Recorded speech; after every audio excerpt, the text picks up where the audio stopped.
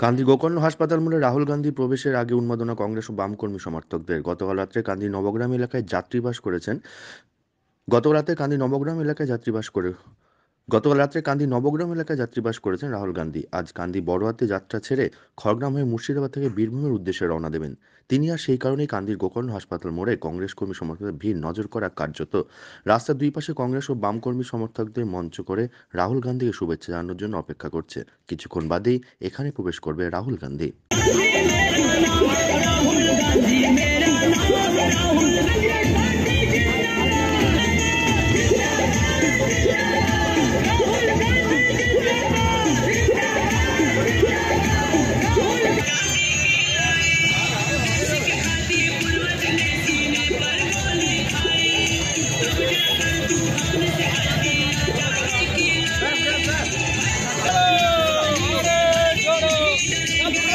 भारत छोड़ो, देश का नेता कैसा